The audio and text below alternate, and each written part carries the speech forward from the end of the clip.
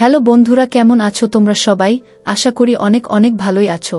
আর তোমাদের ভালোবাসায় আমিও অনেক ভালো আছি, কারণ তোমরা আমাকে যে পরিমাণে ভালোবাসা দিয়েছো এবং সাপোর্ট দিয়েছো তা আমি কোনোদিন ভুলতে পারবো না। তাই তোমাদেরকে মজা দেওয়ার জন্য আবারও একটি নতুন গল্প নিয়ে হাজির হলাম। গল্পটি শোনার মতো, আশা করি তোমাদের দাঁড়িয়ে যাবে এবং তোমরা হাতের কাজ করতে সবাই হেডফোন নিয়ে বসে যাও। যদি আমার গল্প শুনে মজা পাও তাহলে অবশ্যই আমার চ্যানেলটি সাবস্ক্রাইব করবে। তো চলো বন্ধুরা, আমরা কথা না বাড়িয়ে আসল গল্পে চলে যাই।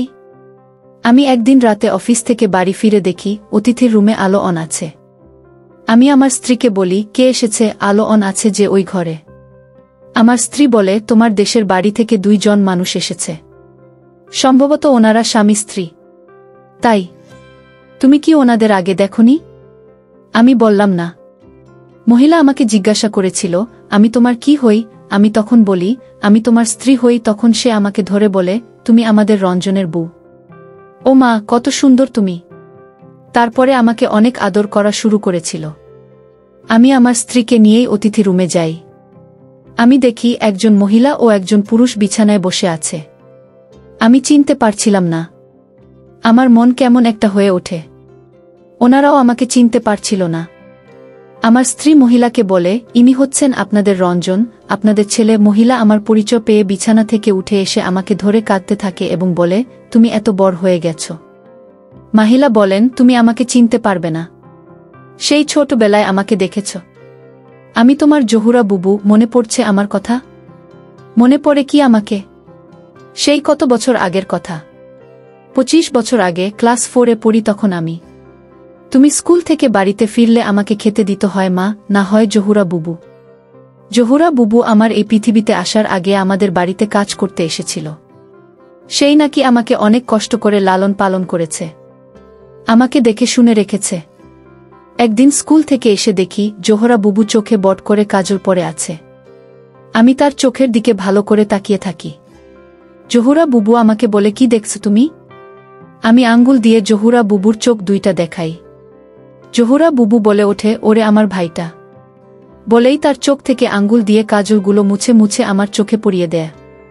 জহুরা বুবুর দেওয়া তার চোখের কাজল আমার চোখে এখন আর নেই, তা মুছে গেছে কবেই। আমার একদিনের কথা মনে আছে। আমার অনেক জ্বর এসেছিল, 2-3 দিনেও জ্বর নামছিল না। এই জহুরা বুবু মাকে কিছুতেই রাত জাগতে দেয়নি। সেই আমাকে 4 রাত আমার সাথে বসে জেগে থেকেছে, আমার মাথায় জল দিয়েছে। আমার 2 চোখের পাতা একটু সময়ের জন্য সে বন্ধ করেনি। আমার ছোটকালে জহুরা বুবু কত যে সেবা যত্ন করেছে আমাকে, কত যে বিরক্তি ও যন্ত্রণা মেনে নিয়েছে জহুরা বুবু, সেসব কথা আমার মনে নেই। আমি শুধু আমার মায়ের কাছ থেকে সেসব কথা পরে শুনেছি। আমি যখন ক্লাস 7-এ পড়ি, এক বর্ষার দিনে জহুরা বুবুর বিয়ে হয়ে যায়। মা বাবাই সব ঠিক করে তাকে বিয়ে দিয়ে দেয় দূরের এক গ্রামে। আমার শুধু মনে আছে, শ্বশুর বাড়িতে যাওয়ার সময় জহুরা বুবু আমাকে ধরে নিয়ে ফুপিয়ে ফুপিয়ে কাঁদতে থাকে।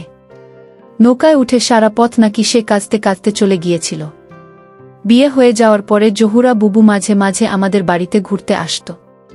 তারপরে তার সংসার ব্যস্ততায় খুব বেশি আসত না। তারপরে একদম না। তারপরে চলে গেছে অনেক বছর।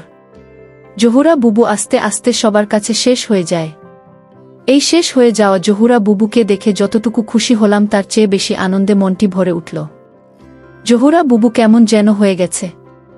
জহুরা বুবুর চোখের নিচে কালো দাগ পড়ে গেছে। আমার মনে হলো সে বড় ধরনের কোনো রোগে দুঃখে ভুগছে। জহুরা বুবুই বলছিল, আমি তোমাদের বাড়ি থেকে ঠিকানা নিয়ে তোমার এখানে এসেছি। আমার অনেক বড় অসুখ হয়েছে মনে হয়।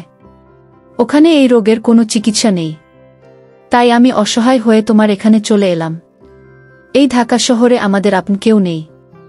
তোমার কথা মনে হলো, তাই তোমার কাছে চলে আসলাম। আমি জহুরা বুবুকে বলি, তুমি কোনো চিন্তা করবে না, তোমাকে ভালো ডাক্তার দেখাবো, তুমি ভালো হয়ে যাবে, তুমি সত্যিই ভালো হয়ে যাবে। জহুরা বুবু কিছু টাকা বের করে আমার হাতে দেয়।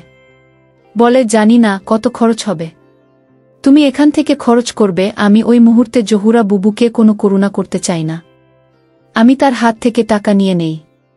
রুমে এসে আমি আমার স্ত্রীকে বলি, জানি তোমাকে না বললেও তুমি ওনাদের জন্য অনেক করবে, তবুও বলছি তুমি বিরক্ত হবে না। তোমাকে একটা কথা বলি, এই জহুরা বুবু আমার বড় বোনের মতন, আমার মায়ের মতন। আমার সব শরীরে ওনার মায়া, মমতা, আদর স্নেহ আছে। আমার ছলো ছলো চোখ দেখে ও শুধু বলল, ওনাদের কোনো অসম্মান ও অবহেলা হবে না।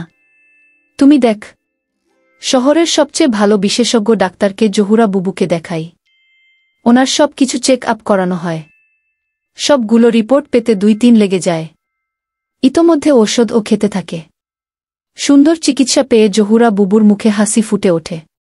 একদিন রাতে টেবিলে বসে খাচ্ছিলাম। আমার খাওয়া দেখে জহুরা বুবু আমার স্ত্রীকে বলছিল, বুমা, তুমি রঞ্জনকে এত ঝাল ভাত খাওয়াও কেন? ও তো ছোটবেলায় ঝাল ভাত খেত না, শাকসবজি দিয়ে ভাত খেত। ও কোনো সময় নিজ হাত দিয়ে ভাত খেত না। চাচি আম্মা না হয় আমি তুলে ভাত খাওয়াতাম। আর একদিন আমার মাথার চুলে তেল নাই দেখে আমার স্ত্রীকে বলছিল, বুমা, তুমি ওর মাথায় তেল দিয়ে দাও না কেন? সরিষার তেল নিয়ে আসো, আমি ওর মাথায় তেল দিয়ে দেই। এই রকম আরও অনেক কিছু ওই অল্প কয়দিনে আমাকে পেতে হয়েছে। ইতোমধ্যে সব রিপোর্টগুলো পেয়ে যাই আমি। জহুরা বুবুকে আবার ডাক্তারের কাছে নিয়ে যাই। ডাক্তার সাহেব রিপোর্ট সব দেখলেন। রিপোর্ট দেখে তার মুখটা কেমন একটা হয়ে যায়।